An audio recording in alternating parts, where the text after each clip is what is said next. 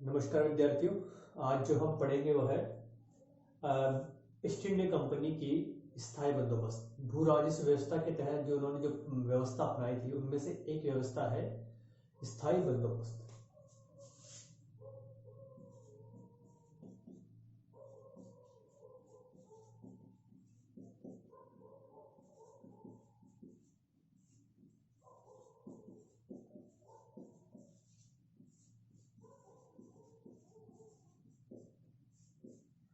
स्थायी बंदोबस्त भू राजस्व व्यवस्था, इसके बारे में पढ़ना है।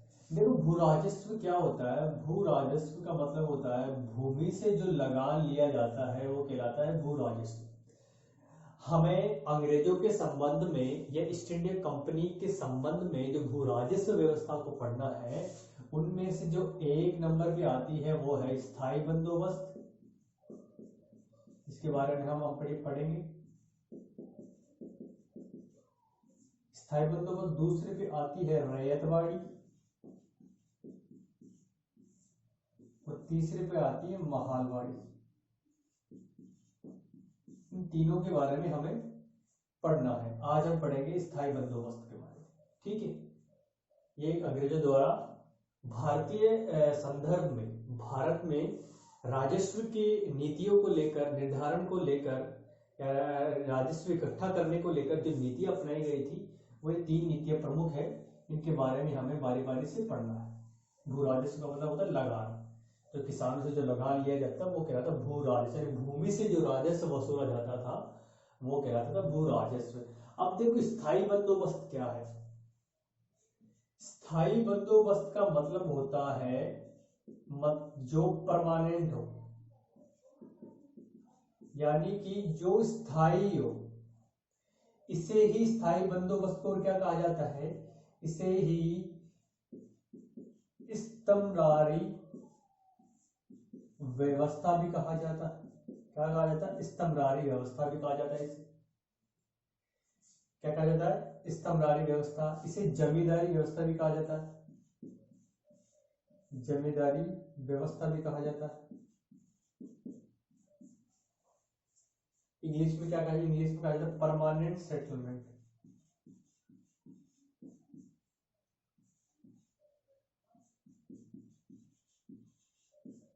Permanent settlement. जमींदारी प्रथा आ जाए, स्तंभधारी प्रथा आ जाए, प्रथा व्यवस्था आ जाए, ये स्थायी बंदोबस्त आ जाए, परमानेंट सेटलमेंट आ जाए, बात एक कि ये स्थायी बंदोबस्त के अलग अलग नाम है। ठीक है, याद रखना। अब स्थायी बंदोबस्त के तहत क्या था ये देखो। आप पहले देखो कि इस स्थायी बंदोबस्त के जो जनक है, इसकी जो शुरुआत की थी वो की थी लॉर्ड कॉर्नवालिस ने। इसने की थी लॉर्ड कॉर्नवालिस ने। ये कौन था? ये था बंगाल का गवर्नर जनरल। कौन था? बंगाल का गवर्नर जनरल, जो कि 1788 में भारत आया। 1788 में क्या बना था? ये भारत का गवर्नर जनरल बना था। कौन? Lord Cornwallis. ये था बंगाल का गवर्नर जनरल। सॉरी, 88 नहीं, 86 में। इसका टाइम पीरियड रहे 88 से 1793। इसका टाइम पीरियड है भारत के गवर्नर जनरल का, बंगाल के गवर्नर जनरल। कौन? Lord Cornwallis. इसने स्थायी बंदोबस्त की स्थापना की। देखो पहले स्टार्टिंग से देखो कि कैसे ये भू राजस्व व्यवस्था का निर्धारण करते हैं, क्या जरूरत पड़ी। देखो, 1757 में जो प्लासी का युद्ध हुआ था, प्लासी के युद्ध में कंपनी की विजय हुई थी, कंपनी की जीत हुई, कंपनी जीती इस युद्ध को। इसके बाद 1764 में क्या हुआ? बक्सर का युद्ध हुआ। और बक्सर के युद्ध के पश्चात बंगाल पर कंपनी का क्या हो गया था, राज स्थापित हो गया था। पता है आपको ये बात? तो बक्सर के युद्ध के पश्चात, बक्सर का युद्ध अंग्रेजों ने जीता था, इसके पश्चात बंगाल पर कंपनी का शासन स्थापित हो गया था। और इसके तहत जो बंगाल का दीवानी काम है, दीवानी कार्य किसके अंडर में आ गया था? ये कंपनी के हाथ में आ गया था। और कंपनी ने बंगाल के साथ साथ दीवानी कार्य किसके, बंगाल के साथ साथ बिहार, उड़ीसा, इनका भी दीवानी कार्य अपने हाथों में ले लिया था। जो संधि हुई थी, इलाहाबाद की संधि, उसके तहत बिहार, उड़ीसा और बंगाल का दीवानी कार्य किसको प्राप्त हो गया था? ईस्ट इंडिया कंपनी को। तो दीवानी कार्य का मतलब है भू राजस्व से संबंधित, यानी कि माल गुजारे से संबंधित जितना भी काम है वो किसके अंदर में आता था? ईस्ट इंडिया कंपनी के अंडर में। तो बिहार, उड़ीसा और बंगाल से जो भी भू राजस्व इकट्ठा करना था, भू राजस्व जो प्राप्त करना था, वो ईस्ट इंडिया कंपनी द्वारा किया जाता था। कब? बक्सर के युद्ध के पश्चात से। और कंपनी ने क्या किया, इन क्षेत्रों में क्या किया, अपने नायब नवाब, नायब वजीर क्या कर दिए? नियुक्त कर दिए थे। कंपनी ने क्या किया, इन क्षेत्रों में अपने नायब वजीर नियुक्त कर दिए, सॉरी नायब दीवान क्या कर दिए, इन क्षेत्रों में नायब दीवान नियुक्त कर दिए। नायब दीवान नियुक्त, वजीर नहीं, नायब दीवान। तो ये क्या करते थे? नायब दीवान रेवेन्यू इकट्ठा करने का काम करते थे। और नायब दीवानों ने रेवेन्यू इकट्ठा करने का काम किसको दे दिया? ठेकेदारों को दे दिया। इस इलाके का बिहार का एक दीवान बना दिया, नायब दीवान, उड़ीसा का दीवान बना दिया। अब क्या करता था कि पूरे स्टेट का इकट्ठा करता था, जिम्मेदारी पूरे स्टेट की थी इसके ऊपर। और गांवों से जो लगान इकट्ठा करते थे वो ठेकेदार करते थे। तो ठेकेदार ठेके पर क्या रहती, लगान इकट्ठा करने की जिम्मेदारी इन लोगों ने, दीवानों ने क्या कर दी कि ठेके पर दे दी। और ठेकेदार क्या करता था कि मनमाना लगान वसूल करता था और लगान उड़ाकर दीवानों को देते था। और दीवान किसको देते थे? ईस्ट इंडिया कंपनी को देते थे। जितना लगान ईस्ट इंडिया कंपनी निश्चित करती थी उतना लगान ये ठेकेदार लाकर कंपनी को दे देते थे। और किसानों से क्या करते थे? वो मनमाना लगान वसूल करते थे। तो इससे क्या है कि किसानों की जो स्थिति थी वो दिन ब दिन बिगड़ती चली गई, क्योंकि शासन में क्या चल रहा था? भ्रष्टाचार चल रहा था। अब भ्रष्टाचार चल रहा था और क्या चल रहा था? शासन में अव्यवस्था थी, कोई निश्चित व्यवस्था नहीं अपनाई गई थी। किसानों को उधर शोषण हो रहा था क्योंकि द्वैत शासन था बंगाल में उस टाइम पर। तो इस गड़बड़ी का माहौल इस समय यहाँ पर पनपा हुआ था। उसी टाइम पर 1769 और 1770 में अकाल पड़ जाने से क्या हुआ था? बंगाल की काफी सारी जनसंख्या मौत की मुंह में चली गई थी। और इस सब का जो कारण बना था वो बना था बंगाल की बेशर्मी से लूट, क्योंकि इन दीवानी कार्यों के तहत कंपनी ने किसानों से मनमाना लगान वसूला था। तो उस सब के जिम्मेदार, उससे सबका जो अकाल पड़ा था उस सब की जिम्मेदारी के कारण था ये कंपनी। ठीक है, तो इस समय क्या था? कंपनी में गड़बड़ी थी, भ्रष्टाचार अपने चरम सीमा पर थी। तो उसके बाद क्या हुआ? जब रेगुलेटिंग एक्ट आता है 1773 में, रेगुलेटिंग एक्ट आने के बाद क्या होता है? कंपनी पर संसदीय नियंत्रण लागू हो जाता है। और रेगुलेटिंग एक्ट के आने से पहले 1772 में एक नया गवर्नर जनरल आ जाता है, वारेन हेस्टिंग्स। कौन? Warren Hastings.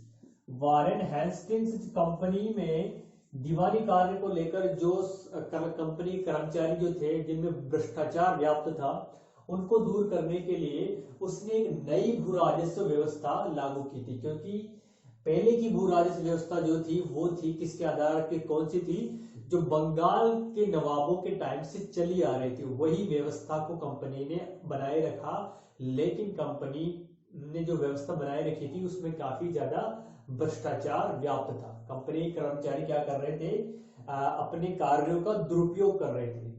ठीक है, तो वारेन हेस्टिंग्स ने जो नवाबों के टाइम से चली आ रही भू राजस्व व्यवस्था को बदल दिया और एक नई व्यवस्था लागू कर दी। कौन सी कर दी, फार्मिंग व्यवस्था, फार्मिंग पद्धति, क्या कहते हैं जिसको, फार्मिंग पद्धति। फार्मिंग पद्धति क्या थी, इसके तहत क्या किया गया कि जो लगान जो है भू राजस्व निश्चित कर दिया गया और भू राजस्व को इजारेदारी प्रथा पर दे दिया गया। यानी कि यहां पर क्या दे दिया गया, ठेके पर दे दिया गया। इसको दे दिया, ठेके पर दे दिया। भू राजस्व इकट्ठा करने का काम ठेकेदारों को दे दिया। और ठेके पर देने का कैसे दिया जाता था, जो सबसे ज्यादा बोली लगाता था उसी को ये भू राजस्व इकट्ठा करने का काम दिया जाता था। और इसके तहत भी क्या हुआ, जो वारेन हेस्टिंग्स से जो सुधार लाना चाहता था, जो कंपनी के भ्रष्टाचार को समाप्त करना चाहता था, वो भी इस प्रथा के या इस व्यवस्था के तहत नहीं हो पाया। कंपनी में वैसा का वैसा भ्रष्टाचार, वैसा का वैसा जो अव्यवस्था थी वो बनी रही। ना ही तो कंपनी के भू राजस्व में वृद्धि हुई, ना ही कंपनी के धन में वृद्धि हुई, ना ही किसानों की स्थिति ठीक हुई। और वैसे की वैसी जो अव्यवस्था थी वो बरकरार बनी रही। ठीक है, क्योंकि जो ठेकेदार थे वो अपने ठेके की अवधि में अधिक से अधिक लगान वसूल करने की कोशिश करते थे। और इस बात से उसे कोई सरोकार नहीं था, इस बात से ठेकेदार को कोई मतलब नहीं था कि लोग इससे और निर्धन होंगे या अगले वर्ष इसका उत्पादन पर प्रभाव पड़ेगा कि नहीं पड़ेगा। उनका एकमात्र उद्देश्य था लाभ कमाना। किनका, ठेकेदारों का। कि किसान चाहे अकाल के रास्ते पड़े, चाहे बारिश हुई हो नहीं हुई हो, उससे कोई मतलब नहीं था, उनको केवल लाभ कमाना था। और इस व्यवस्था के कारण शोषण और अत्याचार बढ़ा और अंततः इस व्यवस्था की परिणति भी भ्रष्टाचार में हो गई। इसके बाद जो नया गवर्नर जनरल आता है वो आता है लॉर्ड कॉर्नवालिस। और कॉर्नवालिस पिछली चली आ रही भू राजस्व व्यवस्थाओं के में सुधार करने के लिए एक नई व्यवस्था, स्थायी बंदोबस्त या स्तंभदारी व्यवस्था को लागू करता है। ठीक है, तो इस प्रकार से एक नई व्यवस्था का प्रादुर्भाव होता है। ठीक है, तो ये बात आपको याद रखना है कि कैसे इसकी स्टार्टिंग होती है। इजारेदारी पर देने, ठेके पर देने की प्रथा।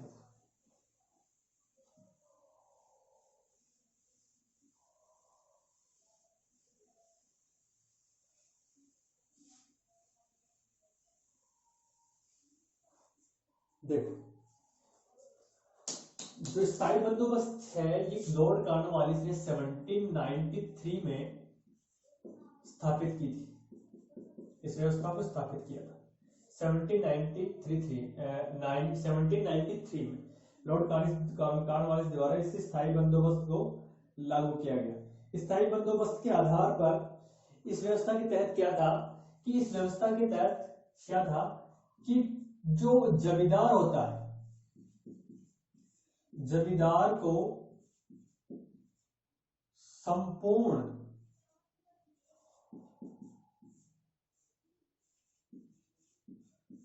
जमीन का स्वामी मान लिया गया। स्वामी मान लिया गया। अब संपूर्ण जमीन का मालिक मतलब कि एक जमींदार एक निश्चित एरिया के लिए, एक निश्चित जो एरिया है, निश्चित क्षेत्र जहां से क्या करना है, जहां से भू राजस्व इकट्ठा करना है, वहां का जो जमींदार है उसको क्या कर लिया गया, उस एरिया का क्या कर लिया गया, जमींदार या उसका मालिक बना दिया। इस यह मालिक बना दिया। और ये जमींदार क्या करता था, इस जमींदार को ही भू राजस्व एकत्रित करने का अधिकार दिया गया।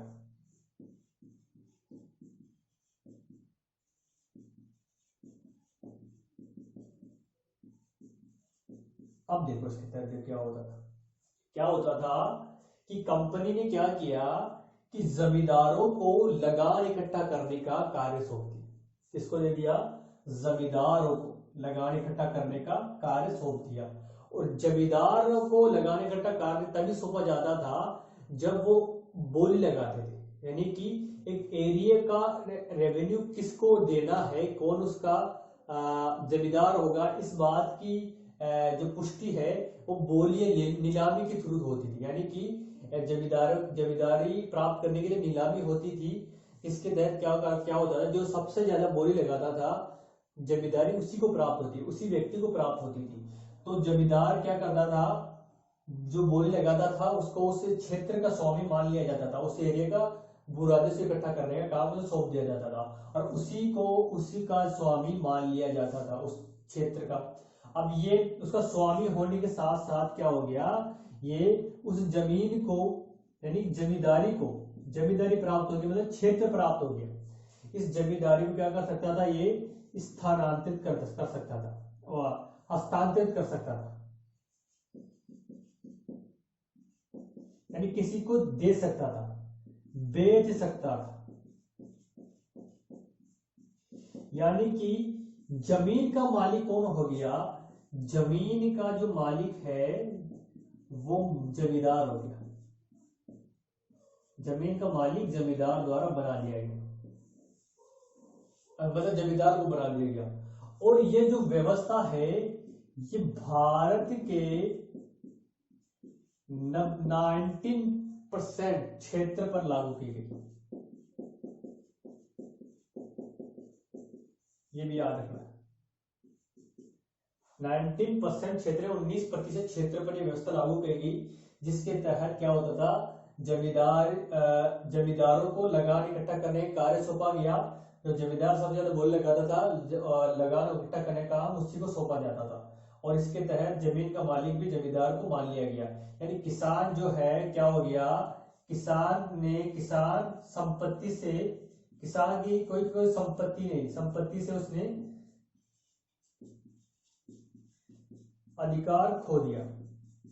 उसकी जमीन अब उसकी नहीं है, सब जमीन है कि उसकी किसकी, जमींदार की। जब तक किसान उस जमीन का भू राजस्व दे रहा है, लगान दे रहा है, तब तक वो उस जमीन पर खेती कर सकता है। अगर उसने लगान नहीं दिया तो उस जमीन से बेदखल हो जाता था।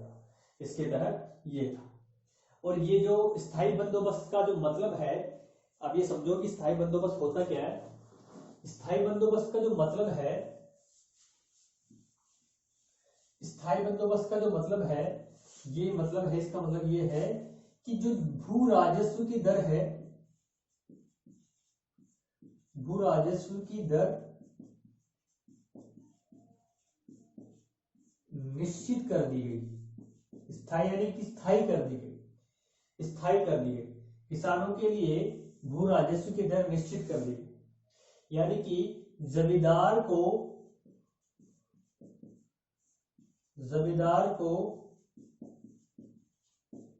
निश्चित भू राजस्व कंपनी को एकत्रित करके देना होता था, एकत्रित करके देना होता था एक निश्चित मात्रा में, एक निश्चित मात्रा में। और इसके साथ क्या होता था कि वसूले गए लगाने भू राजस्व का 10/11 यानी कि 90% कंपनी को देना होता था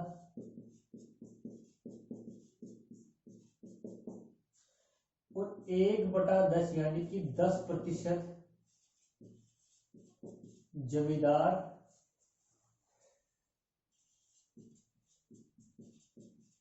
अपने पास रखता था।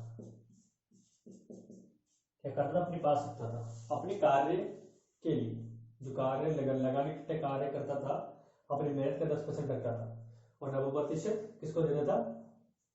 कंपनी को। तो ये थी स्थायी बंदोबस्त। स्थायी का मतलब समझना कि परमानेंट हो गई, वो स्थायी कर दिया उसको, दर को। मतलब कि चाहे बाढ़ आए, भूकंप आए, आपको एक दर देनी है, चाहे आप कितनी पैदावार करो।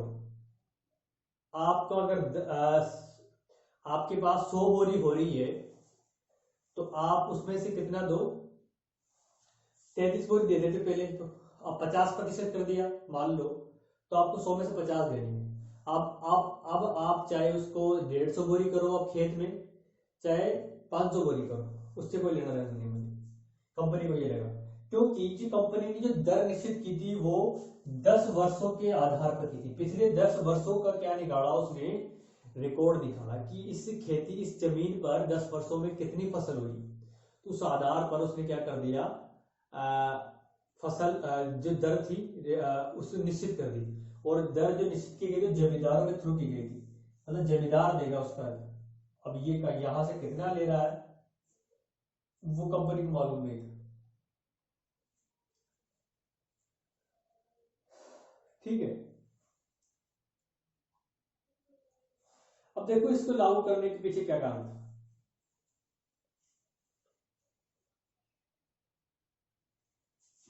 देखो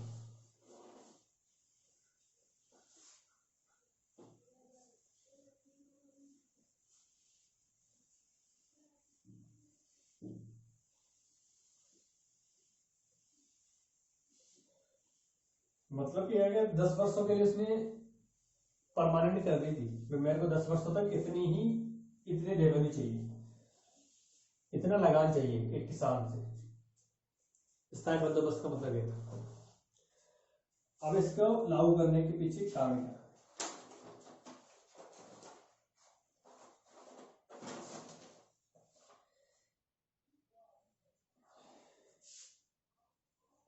इसके कारण देखो, ये कारण है। इससे कंपनी को क्या हुआ? कंपनी को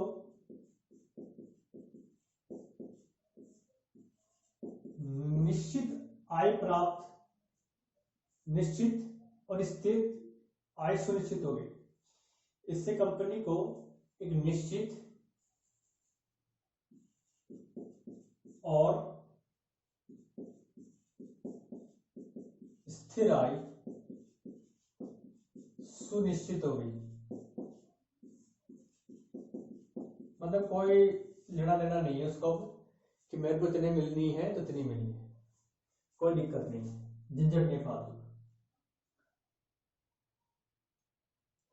बार बार मूल्यांकन करने की, बढ़ोतरी घटोतरी करने की भी दिक्कत नहीं। एक तो ये कारण था।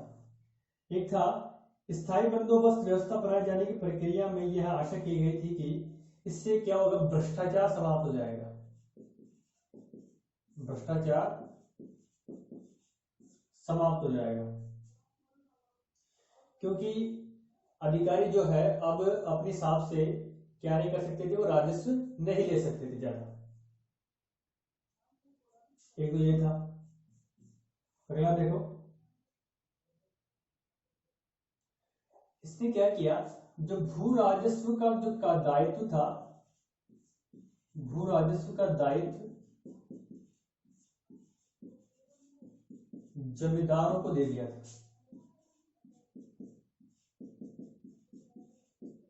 जिससे कंपनी क्या हो गई,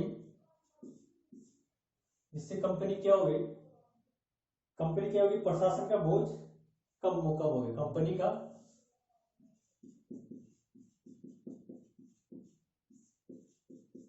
प्रशासन का बोझ कम हो गया। तो ये कारण था। ठीक है, और देखो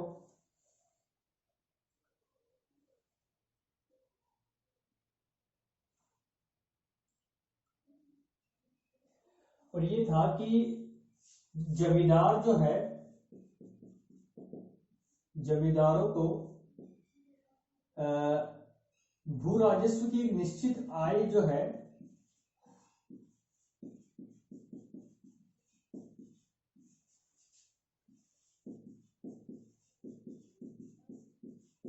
कृषि में निवेश करने को प्रोत्साहित करेगी।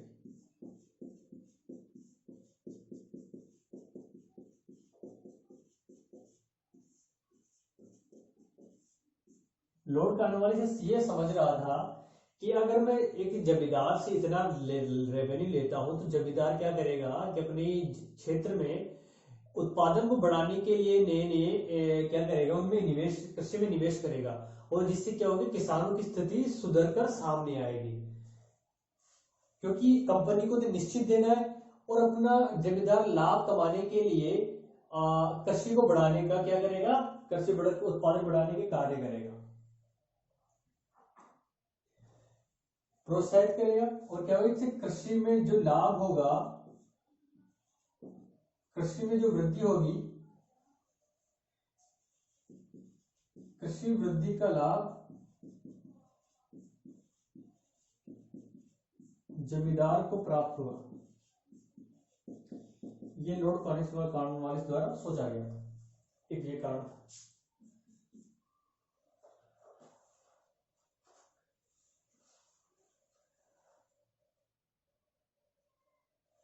और जो कॉर्नवालिस ने सोचा कि इस व्यवस्था के तहत क्या होगा कि कृषि का विकास होगा,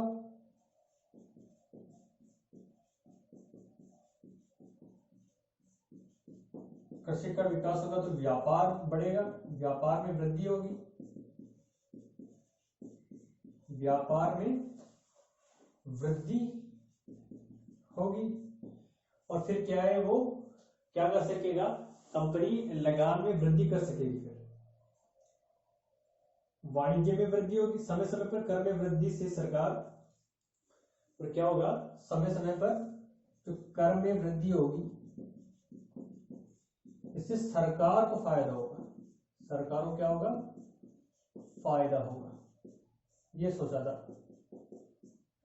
कि कृषि बढ़ेगी तो व्यापार बढ़ेगा, व्यापार बढ़ेगा तो टैक्स में भी बढ़ोतरी कर पाएगी सरकार, और इससे सरकार को फायदा पहुंचेगा। ये उसकी वो थी, सोच थी। और इसके तहत क्या था कि एक वफादार वर्ग निकल के सामने आएगा, वफादार वर्ग अंग्रेजों का, एक वफादार वर्ग, एक वफादार वर्ग का निर्माण होगा,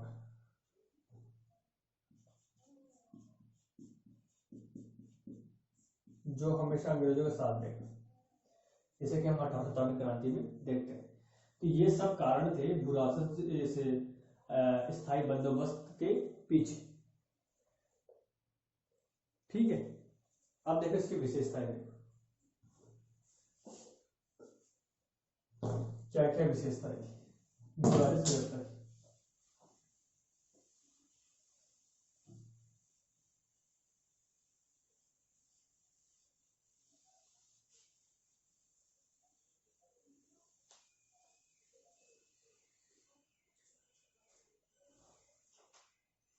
विरासत व्यवस्था की विशेषता है,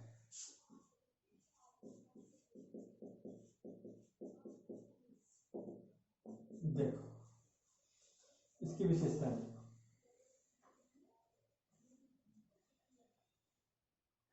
देखो, सभी खेती और इलाके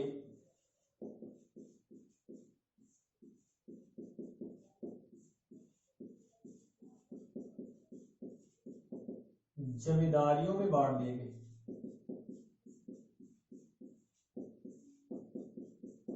जमींदारियों में बांट दिए गए। ठीक है, और जमींदार को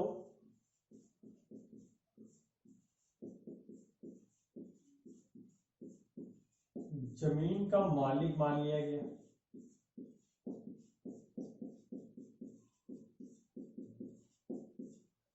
जमींदार को जमीन का मालिक मान लिया गया।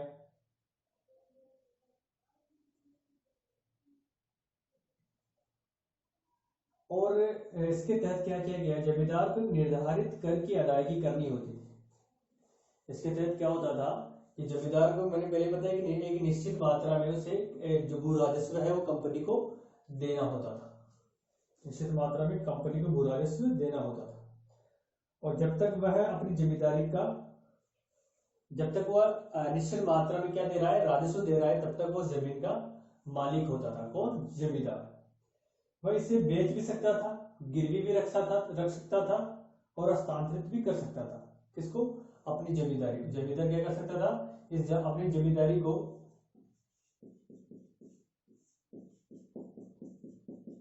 गिरवी रख सकता था, बेच सकता था और हस्तांतरित ट्रांसफर भी कर सकता था, किसी को दूसरे को सौंप सकता था। तो ये अधिकार किसको दे दिए गए? जमींदार को दे दिए गए। और देखो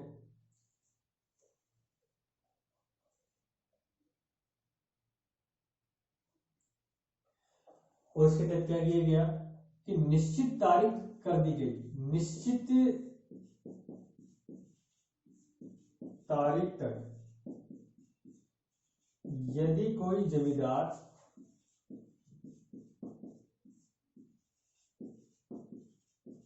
भू राजस्व जमा नहीं करवाता था तो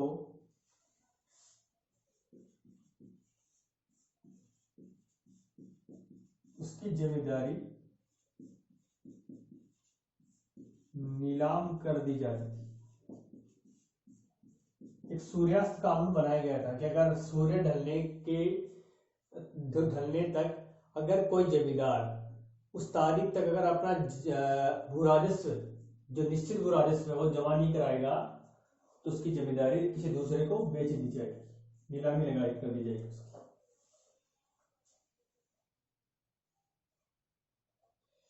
इसके तहत क्या किया गया? किसानों को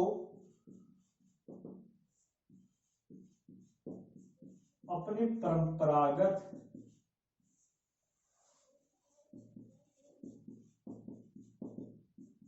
अधिकारों से वंचित कर दिया गया। यानी किसान अब खेती का, जमीन का मालिक नहीं है, जमीन का मालिक जमींदार है।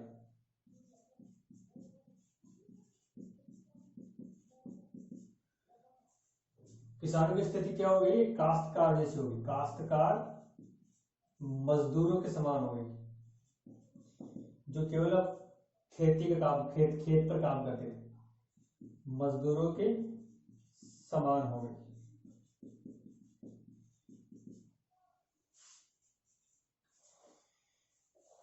और देखो इसके तहत क्या हुआ? इसके तहत ये हुआ कि ब्रिटिश सरकार, या उस टाइम में सरकार का, कंपनी का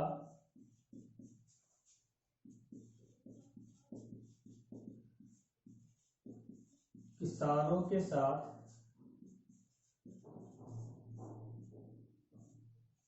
किसी भी प्रकार का सीधा संपर्क नहीं रहा।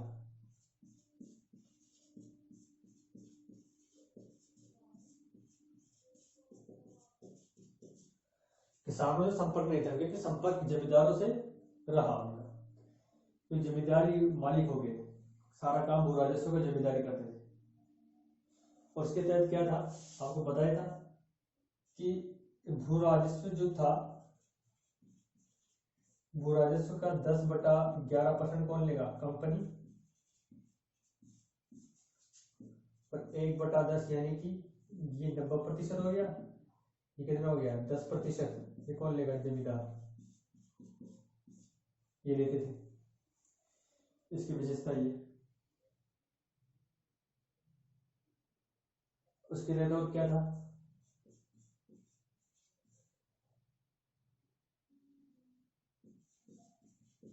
तय की गई रकम से अधिक लेने पर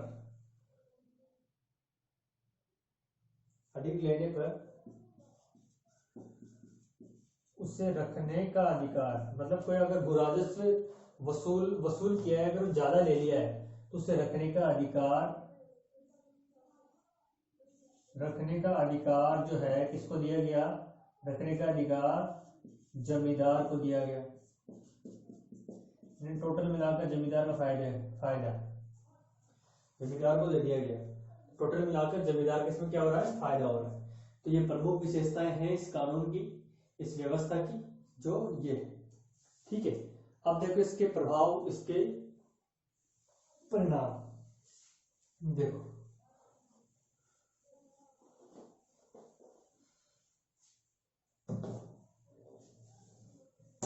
इस व्यवस्था के परिणाम देखो, परिणाम प्रभाव एक बात है।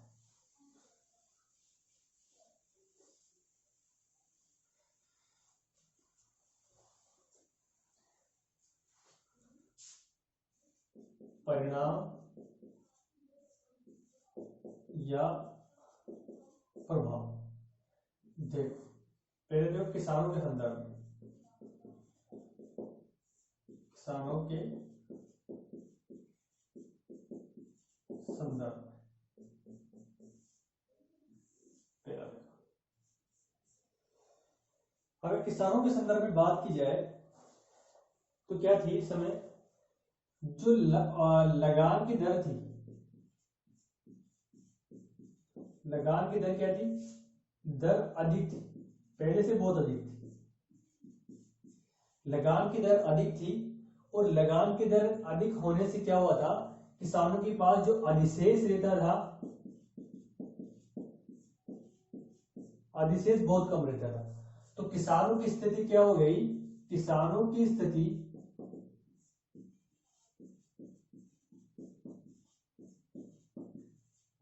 बहुत खराब हो गई। यानी कारण वाली इसका चाहता था कि उत्पादन अधिक हो, लेकिन उत्पादन अधिक ना होकर वैसा ही रहा, और ऊपर से कहते लगान की जो दर थी वो अधिक बढ़ा दी, और किसानों की स्थिति बहुत ही खराब हो गई। यानी कि वो दरिद्रता के चंगुल में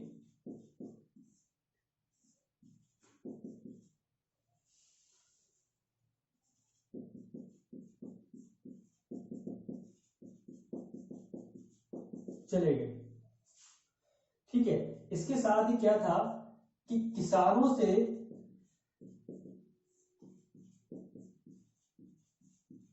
जमींदार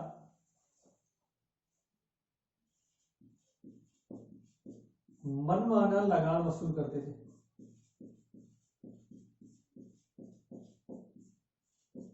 मनमाना लगान वसूल करते थे, मनमाना लगान वसूल करते थे। और इसके साथ ही किसानों से क्या करते थे, वो बेगार लेते थे, बेगार यानी कि बिना मजदूरी उनसे काम करवाते थे, नजराना वसूल करते थे, एक तरीके से गिफ्ट वगैरह लेते थे, ये था। और देखो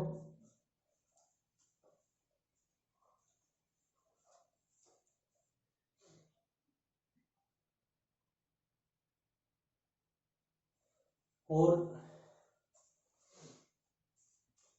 कोई अकाल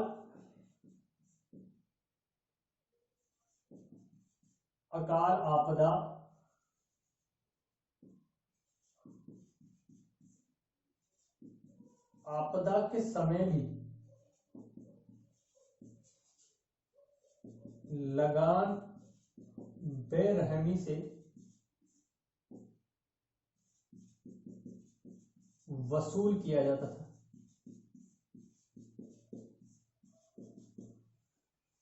अतः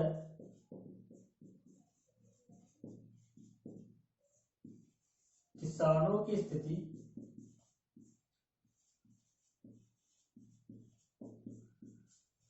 सुधरने के स्थान पर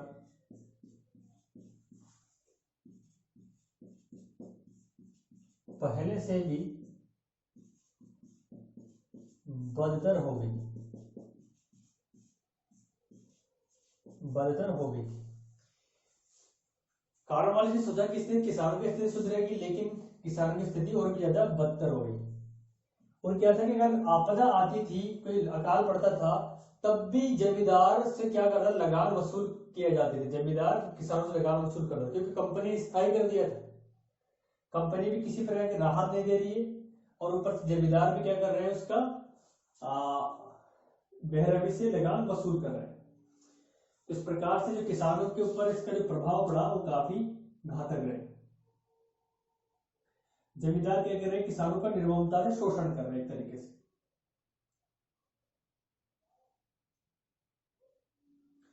ठीक है, तो टोटल मिलाकर बात की जाए तो इस व्यवस्था का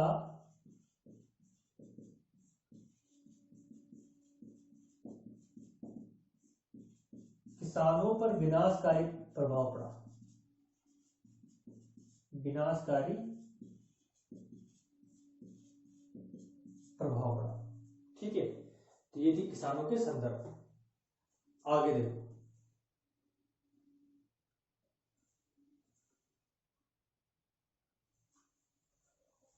कंपनी के संदर्भ में देखो।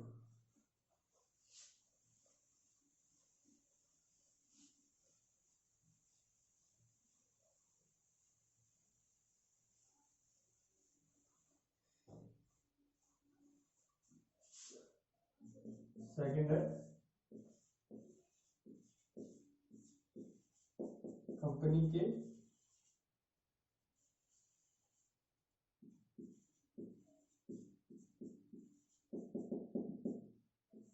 संदर्भ में देखो।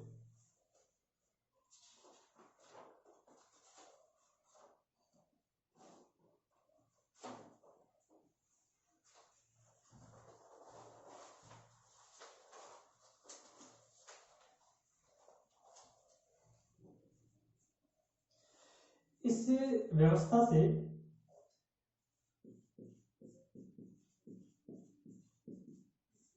व्यवस्था से कंपनी को प्रशासनिक कार्य में सहायता मिली।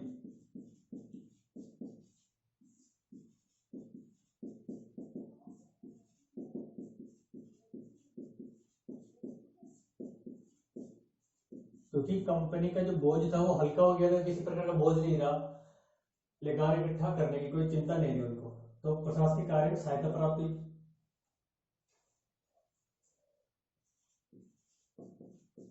यद्यपि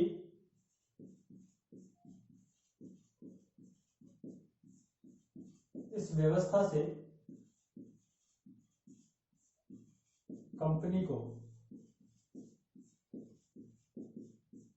किसी प्रकार का लाभ प्राप्त नहीं हुआ। एक ये प्रभाव रहा। कंपनी को भारत के जमींदारी वर्ग का, भारत के जमींदार वर्ग के रूप में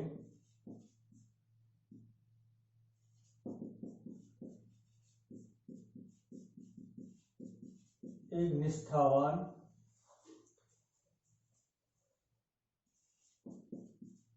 और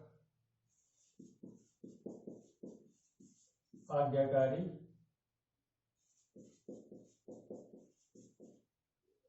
नहीं, निष्ठावान, सहयोगात्मक,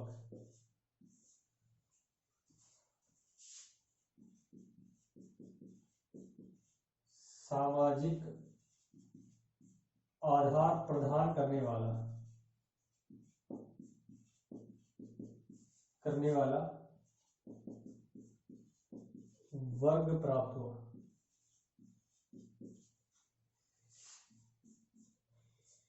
एक तो ये,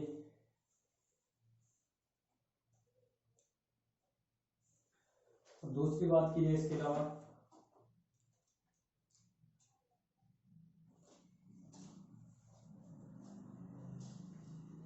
देखो इससे क्या हुआ, कंपनी की आय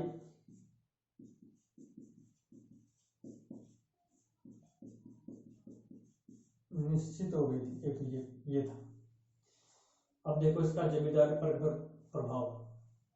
तीसरा है जमींदारों पर प्रभाव, जमींदारों के संदर्भ में।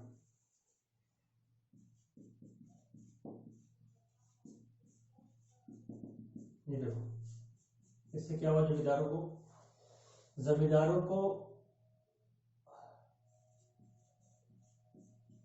जमीन का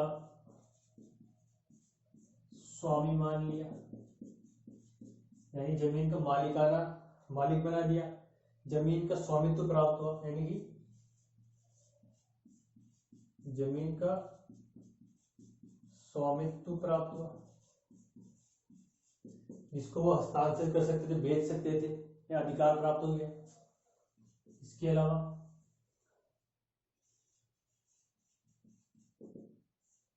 जमींदारों की आर्थिक संपन्नता बढ़ गई, यानी कि उन्होंने अत्यधिक धन कमाया इससे। इसके अलावा दूरस्थ जमींदारी वर्ग का उदय हुआ, दूरस्थ जमींदारी वर्ग का उदय हुआ। दूरस्थ जमींदारी वर्ग का मतलब है कि ऐसे जमींदार जो कहाँ रहते थे, ऐसे धनाढ्य व्यक्ति जो शहरों में रहते थे और लगान वसूली के लिए क्या करते थे, वो गांवों की जमींदारी ले लेते थे। और वो रहते कहाँ थे, शहर में, लेकिन गांवों से क्या करते थे, गांवों में अपने कर्मचारी नियुक्त कर देते थे। वहां की नीलामी के समय क्या करते थे, वो जो बोली लगती थी जमींदारी के लिए जब बोली लगती थी तब वो जमींदारी खरीद लेते थे, बोली लगा देते थे और उनको जमींदारी प्राप्त हो जाती थी। ऐसे गांव का एक एरिया प्राप्त हो जाता था और वहां पर क्या करते थे, लगान वसूलने के टाइम पर अपने एम्प्लॉयज भेज देते थे वो, और लगान इकट्ठा करके ले आते थे। लेकिन रहते क्या थे, वो शहर के अंदर। तो इससे क्या है कि जमींदार और किसानों का जो संपर्क है वो भी पूरी तरीके से नहीं स्थापित हो पाया था। इससे क्या है कि जमींदार जो था वो तो धन प्राप्त कर रहा है, लेकिन किसान जो है उनकी स्थिति में किसी प्रकार का परिवर्तन नहीं आया था, क्योंकि जमींदारों से उनका संपर्क नहीं था। ठीक है, ये और था दूरस्थ जमींदार का उदय हुआ जिस वजह से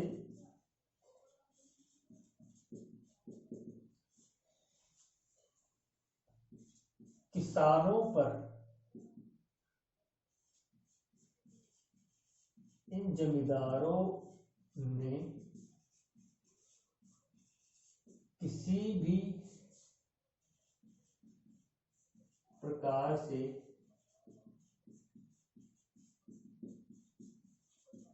ध्यान नहीं दिया, और एक था सूर्यास्त कानून, जिसके तहत क्या था कि अगर सूर्यास्त कानून के तहत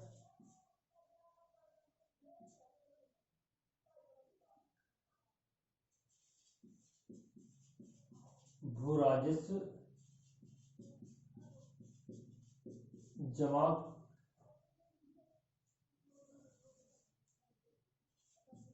न कराने पर जमींदारी का नीलाम होना, यानी कुछ जमींदार ऐसे थे जिनकी जमींदारी नीलाम हो गई थी उस टाइम पर। तो ये प्रभाव हमें देखने को मिलते हैं कंपनी पर, जमींदारों पर और कृषकों पर। सबसे जो बुरा प्रभाव पड़ा था वो पड़ा था किसानों पर, जबकि जमींदार वर्ग की संपन्नता थी जो उसी प्रकार बनी रही। ईस्ट इंडिया कंपनी को ना तो लाभ हुआ न प्रॉफिट हुआ, लेकिन कंपनी का जो उद्देश्य था वो उद्देश्य वो प्राप्त नहीं कर पाए। सबसे जो बुरा इम्पैक्ट पड़ा वो पड़ा था किसानों पर। किसानों की ना स्थिति सुधरी, न कृषि में कोई सुधार हुआ, न ही कंपनी का और किसानों का संपर्क स्थापित हो पाया, और न ही जमींदारी वर्ग ने किसानों की इनकम को बढ़ाने के लिए, फसलों को बढ़ाने के लिए, उनकी कृषि पैदावार को विस्तार करने के लिए, फसलों में सुधार करने के लिए किसी प्रकार का प्रयत्न किया, ना ही उसमें इन्वेस्ट किया। तो सबसे बुरा प्रभाव में कृषि और किसानों पर देखने को मिलता है। कंपनी की स्थिति यथावत बनी रही, लेकिन सबसे बढ़िया प्रभाव पड़ा जमींदारों पर। जमींदारों ने उससे क्या हुआ, काफी ज्यादा धन प्राप्त किया था। ठीक है। और एक बात और याद रखना, एक बात और लिखा देता हूं मैं, देखो क्या था कि जो जमींदारी, जो ये स्थायी बंदोबस्त थी, इस बंदोबस्त के तहत क्या किया गया था, कॉर्नवालिस ने ये नियम लागू किया था कि प्रत्येक किसान को एक पट्टा जारी किया जाएगा। क्या किया जाएगा? एक पट्टा जारी किया जाएगा। कॉर्नवालिस ने, जो लॉर्ड कॉर्नवालिस है जिसने इस व्यवस्था को लागू किया था, इसने क्या क्या व्यवस्था की थी? इसने किया था कि प्रत्येक किसान को क्या किया जाएगा? एक पट्टा दिया जाएगा।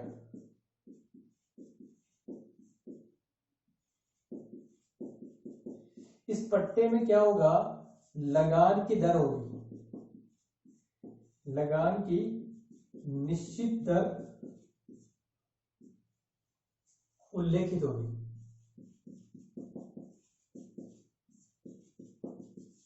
और इस पट्टे में क्या होगा कि कितना लगान किसान ने कितना लगान या भू राजस्व जो है वो जमींदार को दिया है, वो सब क्या होगा? मेंशन होगा। ये व्यवस्था किसने की थी? कॉर्नवालिस ने। लेकिन जमींदारों ने इस व्यवस्था को व्यवहारिक रूप प्रदान नहीं किया। लेकिन जमींदारों ने क्या किया था? जमींदारों ने पट्टे की व्यवस्था को व्यवहारिक रूप नहीं दिया था। ये सबसे बड़ी कमी थी। कॉर्नवालिस ने कहा कि पट्टा देंगे, उसमें मेंशन होगा कि किस वर्ष पर कितना लगान के किसान द्वारा जमींदार को दिया गया था, इस चीज का मेंशन होगा। लेकिन कि जमींदारों ने बिना पट्टे के ही अपनी मनमानी तरीके से लगान वसूलना स्टार्ट कर दिया और पट्टे दिए ही, ये व्यवस्था की गई थी। और जो ये स्थायी बंदोबस्त लागू की गई थी, ये भारत के 29% भूभाग पर और 19% भूभाग पर लागू की गई। इस 19% में कौन कौन से इलाके आते हैं? इसमें आते हैं बंगाल, बिहार, उड़ीसा,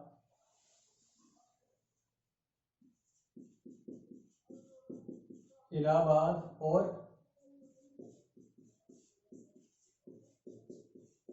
उत्तरी कर्नाटक। ये वाले इलाके इस 19% भूभाग में आते हैं, यानी कि स्थायी बंदोबस्त इन क्षेत्रों पे लागू की गई थी स्टार्टिंग में, ठीक है।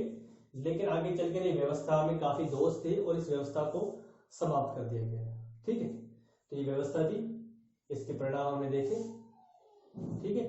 तो आज के लिए इतना ही, मिलते हैं नेक्स्ट वीडियो में एक नए टॉपिक के साथ। इसका जो अगले जो भू राज्य व्यवस्था है, महलवाड़ी और रैयतवाड़ी, इसके बारे में नेक्स्ट वीडियो पढ़ेंगे।